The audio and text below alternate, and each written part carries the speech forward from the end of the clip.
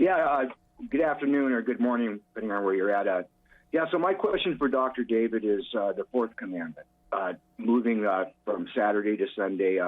My understanding is Jesus, he probably worshipped on the Sabbath, and the first Christians probably did on the Sabbath. And one of the reasons I'm asking this question of the changing from Saturday to Sunday is my Seventh-day Adventist friends will text me on Saturday saying Happy Sabbath, and then I may text them back on Sunday and say Happy Lord's Day, and they would say, well, where's the spiritual reference for that?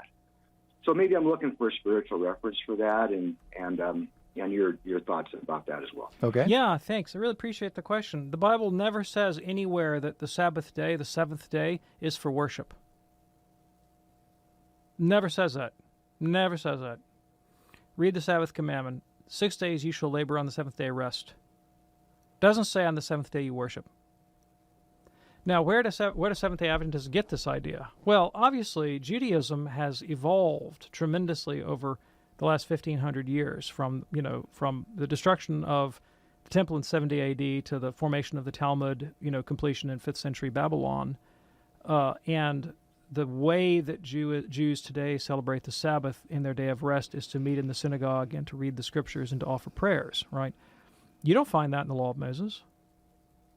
You don't find that in the Ten Commandments. I mean, the synagogue is an exilic and post-exilic development. And so Seventh-day Adventists are reading back into the Sabbath commandment of the Book of Moses, something that is a development of post-Christian Judaism. But the law of God says nothing about worshiping on the Sabbath day. If you read the prescriptions for worship in the Old Testament, now worship means the offering of sacrifice. That's what it means. Yeah. They offered sacrifice every day. They offered sacrifice every day. Every day. It wasn't reserved just for the Sabbath. Sabbath was a day of rest. Now, your suggestion that Christians attended, well, you said worship, but I'm going to qualify that. Did they go to synagogue on Sabbath?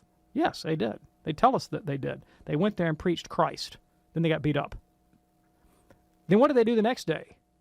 The day after they got beat up in the synagogue, they met with the Christian believers on the first day of the week to celebrate the Lord's passion, death, and resurrection by offering the holy sacrifice of the Mass. Mm-hmm. That is in Scripture. That's in Acts chapter 19.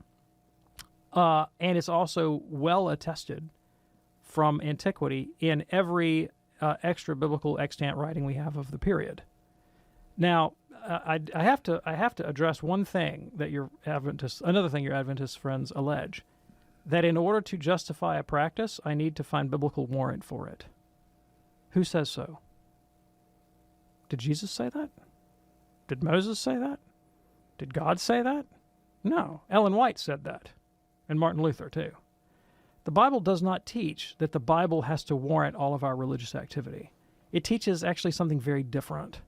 Christ commanded the apostles, go into all nations and teach everything I have commanded you, Jesus' oral tradition, and I will be with you to the end of the age, a promise of divine assistance. Whatever you bind on earth is bound in heaven. Whatever you loose on earth is loosed in heaven. Christ gave us the teaching authority of the church as the binding norm for Christian practice of faith and belief, not the Bible alone. Appreciate your call, Bob. Let's go to